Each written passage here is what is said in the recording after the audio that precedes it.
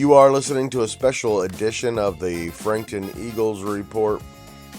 Michelle Garmon's recap and Brent Brobston's reaction to the Frankton Eagles 73-36 win over Blue River Valley in the regular season finale on Friday night.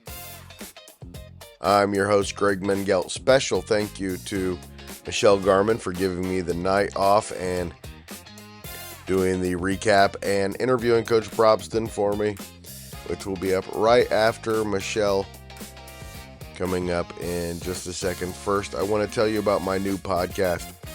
It's called Greg and His Friends Talk Sports. It's a lot of fun.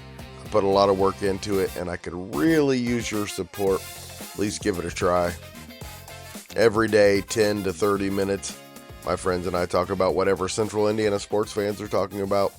The Pacers, Fever, Colts, IU, Purdue, IndyCar, national sports, and, of course, high school sports, focusing on the CIC and the Frankton Eagles. Michelle is my guest on Saturday. Please check it out as soon as you finish this podcast.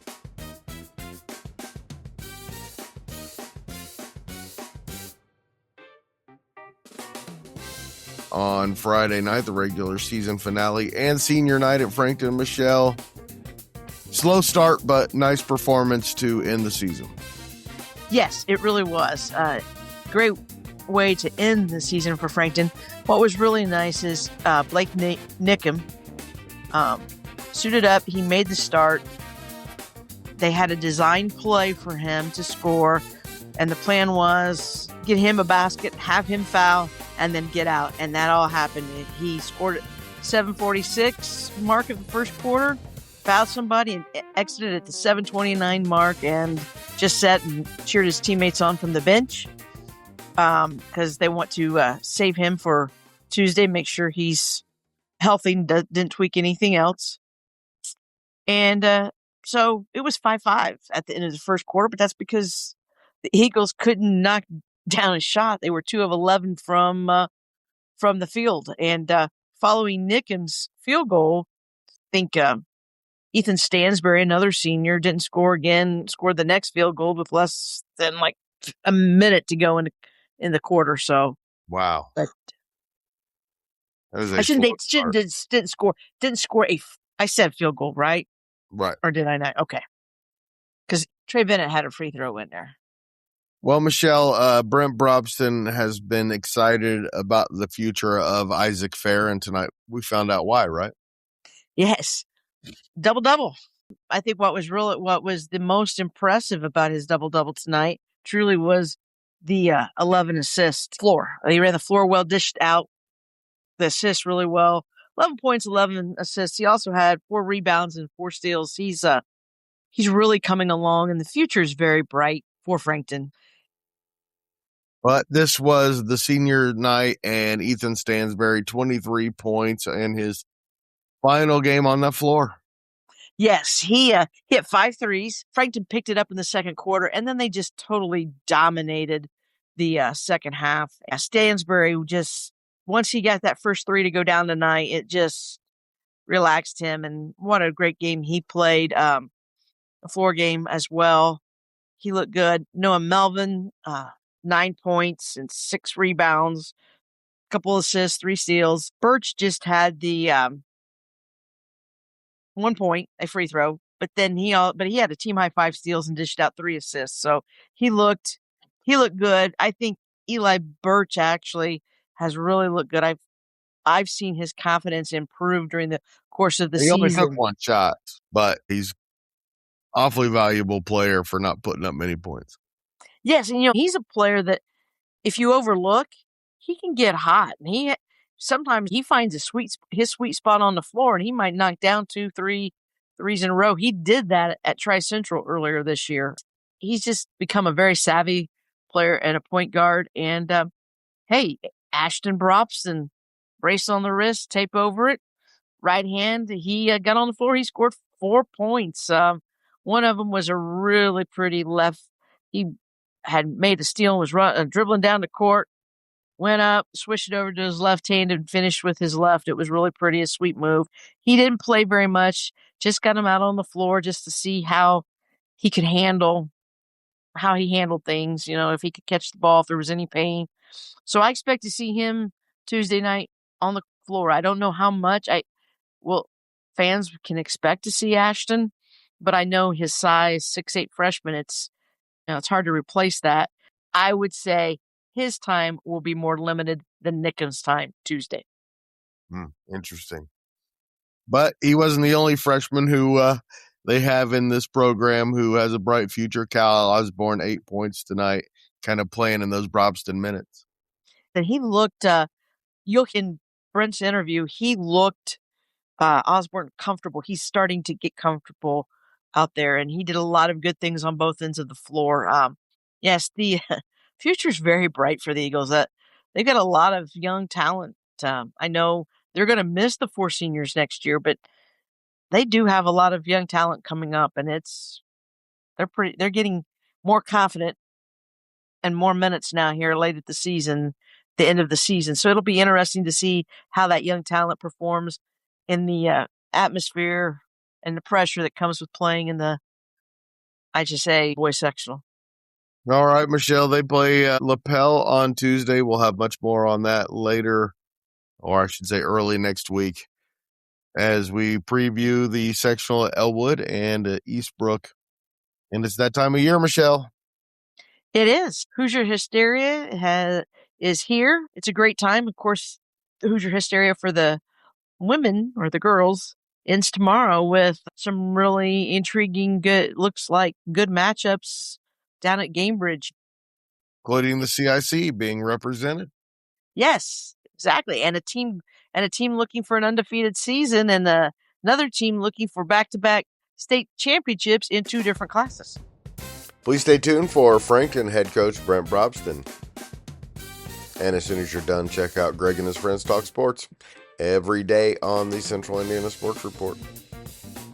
Senior night, you never know what to expect. It's always great to get a win. And I thought for you, it probably were sitting there thinking, after a 5-5 first quarter, but after that, it's like you guys. Whoa. After that, I think that John Harrell was headed to the team. I agree with you. I thought it was a slow start because we didn't make some baskets early. We missed some shots. 11 in the first half. First quarter. Yeah, we just missed some shots. I think if a couple things go in the basket, probably motivates our defense a little better, and maybe we get off to a better start or a quicker start. So a slow start, but it progressed every quarter. When did you? I'm guessing, and if I'm wrong, I'm gonna have to correct it here in my story real quick. But you started Nickham senior night. Look, it was great. You designed that first play for him, didn't you? To get him a basket, so then you could get him out. Yes, that was our goal: was to get him a basket, get him out, have him go foul. As soon as it's being cut the ball, get him out. And I think he could have played, but the bottom line is the sectional is important Tuesday, and we need him for that more than this game. So it was honor him for all the work he's done as a senior, and then get him out of the game. I thought all 4 of your him, of course, limited, but I also thought your other 3 seniors, after that first quarter, really played well. Yeah, I did too. And not that they didn't play well the first quarter. They didn't shoot well in the first quarter, but after that, all the phases seemed to. It was nice to see Stansbury get hot, knocking a lot of threes. I think he at least made 4 or 5 threes probably on the night. And that was good to see. And then I think it was also Birch, I thought, handled the point really well, got us into offense that we need to be in the second half. And Fair did that too as he played the point. But I thought Birch was tremendous defensively in the half court, especially in the second half. And so was Noah, so was Stansbury. But they've been that way all year. They've been really good defensively. And I think that's where they probably can scare teams that we play, is that our defense, if it's intact and we're really focused in on our game plan, I think that's when we're at our best. It creates offense for us. And I'll say this, Bennett was not quite as dominant or maybe as aggressive as he's been.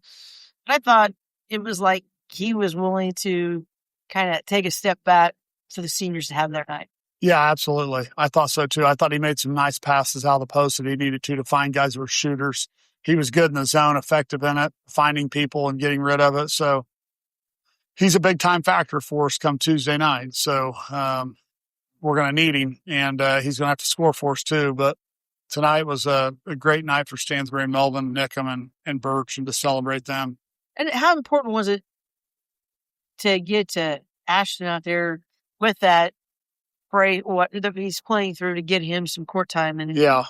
Especially probably been practicing a little bit to actually get court time against an opponent. Right. No, I thought it was really important to get him out there because you want to get him out there and just get him to running up and down the floor, feeling the energy, feeling the emotion, playing the game a little bit, protect his hands still. But at the end of the day, he was able to get probably 3.5, 4 minutes in the game and play and get a couple buckets in terms of transition, which was good for him to see. And that left-handed, the left-handed move, yeah. It was good for him, like you said, from a confidence standpoint, to know that we could tape this thing up and play.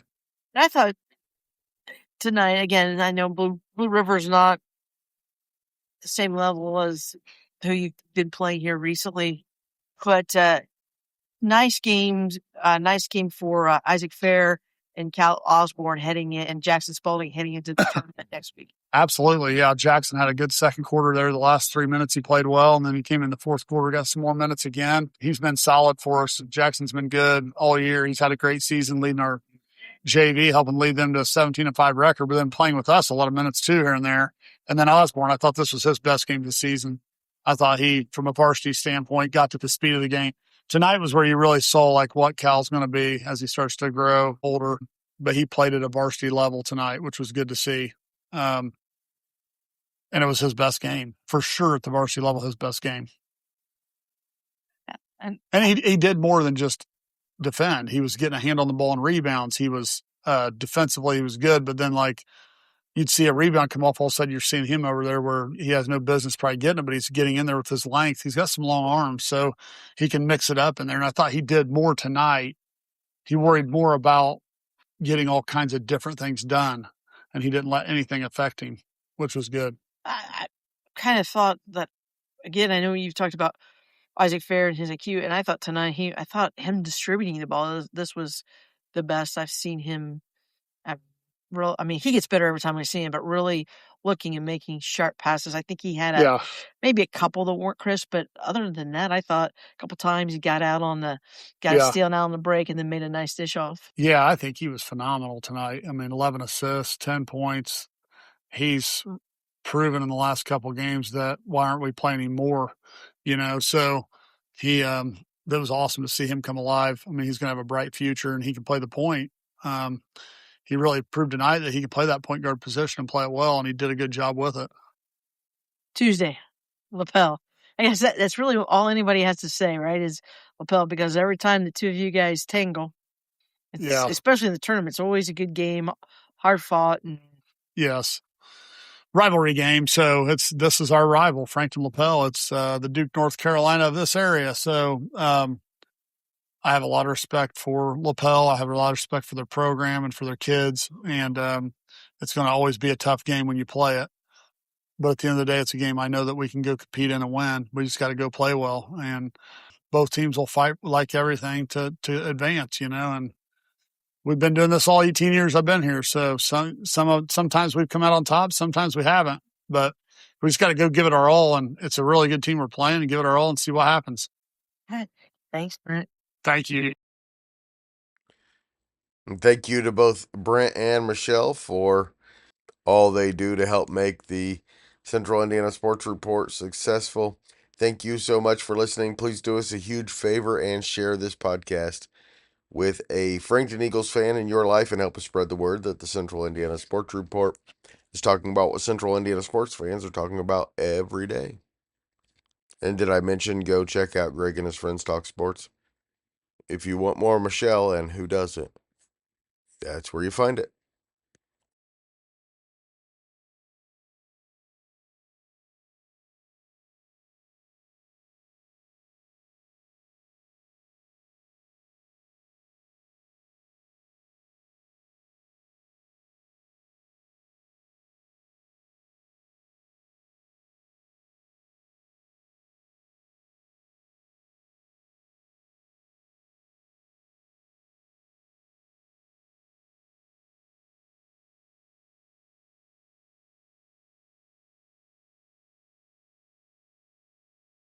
The Central Indiana Sports Report is a product of ITG Media, and I love Susie.